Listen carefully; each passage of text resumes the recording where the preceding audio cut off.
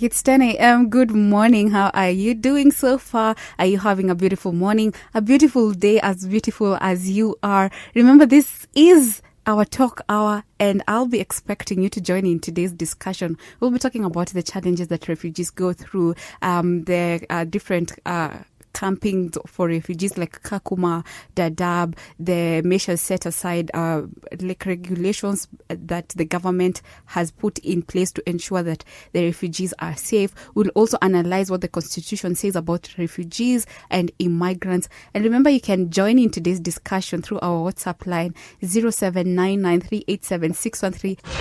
This is Haki FM, Oasis of Justice. My name is Judy Moraah. It's now 8 minutes past 10 a.m. Good morning, and I hope you're enjoying your day. It's still the month of love, right? And it's February 18th, 2022. So continue spreading love, continue spreading the positivity. And today I'm not alone in studio. With me in studio are members from the Relon-Kenya, and I'll let them introduce themselves because I don't believe I'm going to do them justice if I introduce them. So welcome to studio and welcome to Haki FM. Thank you, Linda.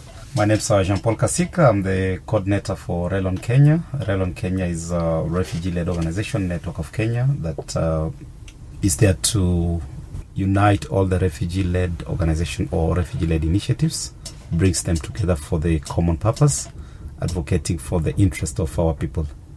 Thank you so much for coming to Haki FM. We'll discuss more as we progress in the show. And my friend, James. My name is James Yieng. Mm-hmm.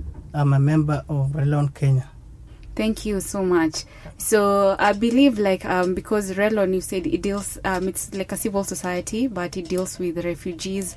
And, Kenya, like I was reading the statistics of the UNHCR, and they said as of last year, December, it recorded that Kenya hosts 540,000 refugees, and 77% of them are women and children. And I believe this number is quite overwhelming. And even they even found out that they have over 18,000 stateless people. And I told my listeners about this. So if you can just brief us about who is a stateless person? Is it the same? Is a stateless person the same as a refugee, or they're two different entities? Yeah, thank you so much, Linda. I think Judy. Oh, Judy. Yeah. Sorry, rather. Don't sue me for that. No, it's fine. Yeah. So I believe, as you are told, it's correct by the UNHCR, since the one who are manning the data of refugees, and also together with RAS, which is the Refugee Affairs Secretariat. It's a department within the Interior Ministry, which they are also managing the refugee affairs.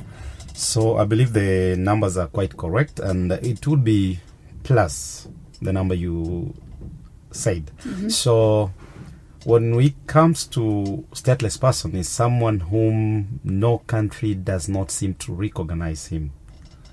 So someone fled the country of origin, perhaps, that he believes, but in that particular country is not neither recognized either a citizen, and even in the asylum country is not being recognized.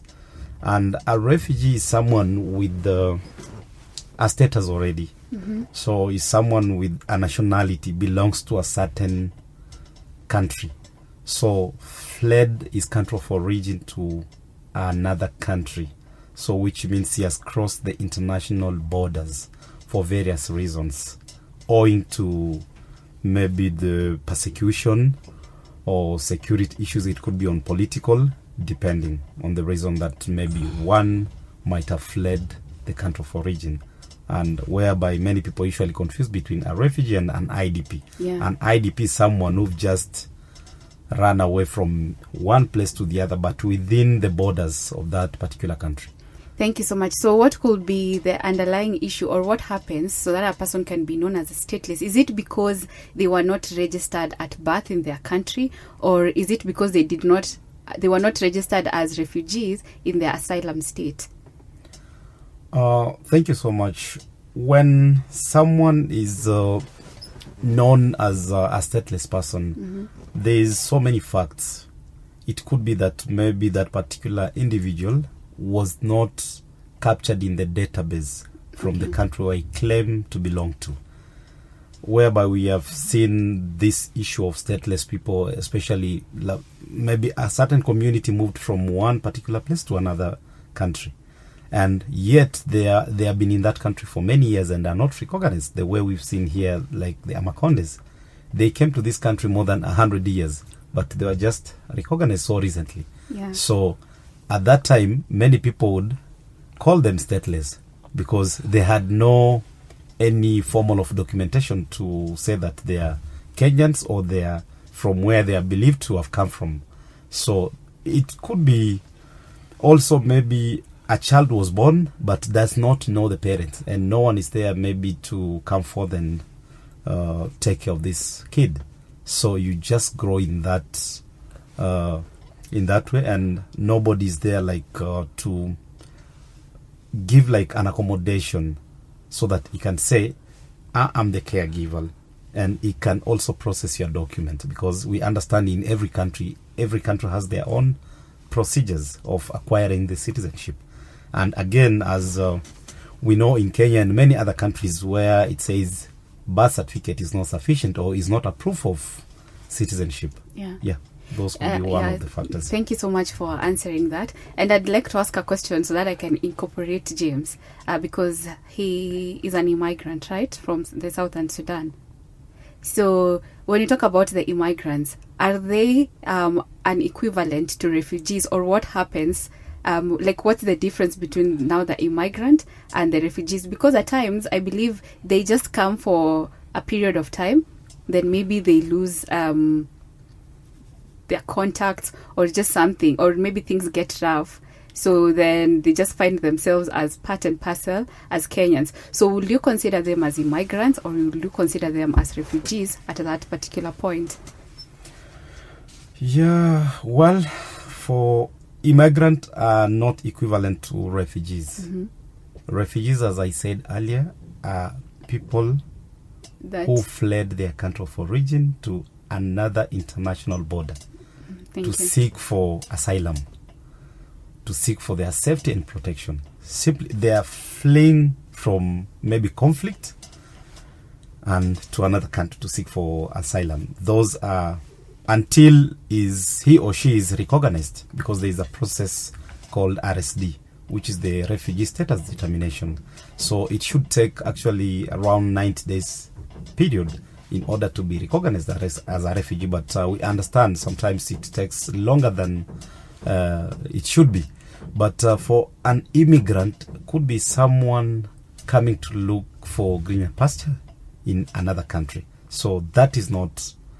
We have many categories among the immigrants. We have economic migrants and so forth. So they are not refugees as per se.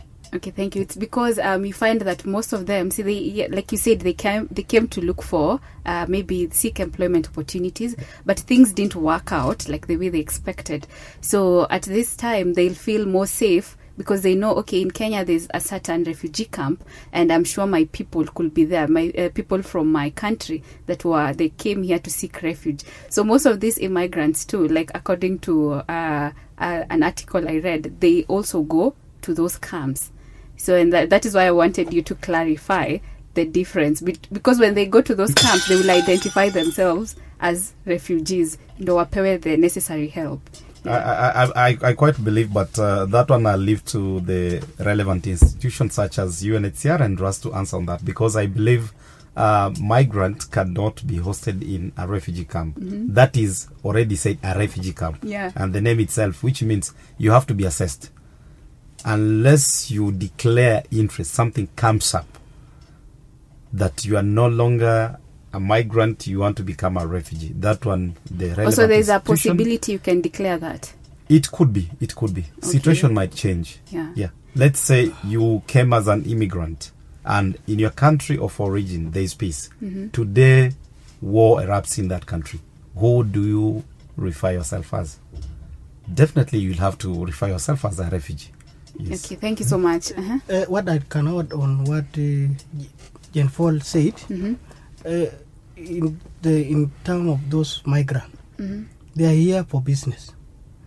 The government of Kenya knows them.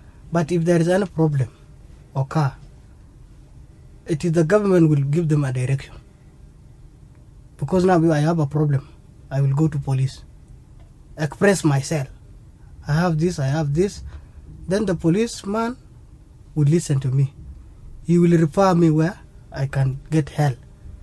But for them, as refugees, like he was explaining to you, it is different, like he said. But if you have a problem, you surrender to police, then the police will direct you to where you can get help.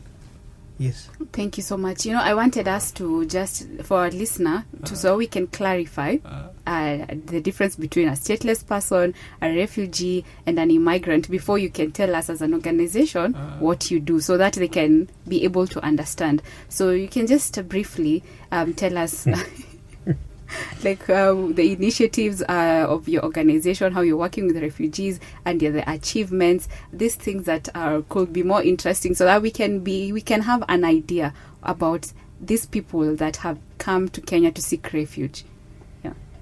In terms, maybe you might clarify more so that our listeners can get to understand a bit. Okay, I'd like, when you hear about refugees, they came to seek refuge. So at times, the people will think that these people do not have equivalent rights as the people of this nation. So, and the rights could be the rights to education, rights to protection, like security. So an example will be in the Kakuma camp or the Dadaab camp. So is there any security, like personnel there to watch over these refugees? And if there is it themselves that watch, like wamelipwa they've been given the employment opportunities as security officers, or are there law enforcers like the Kenya police there? And then in terms of education, like, are all these children, are they able to access education? Yeah, thank you so much. If I may start with the security apparatus, I think security is of paramount to the nation. And I believe security, no refugee comes with their security. Or even in the country of asylum or in the camps, refugees are not like guarding themselves. So refugees are guarded by the same security that exist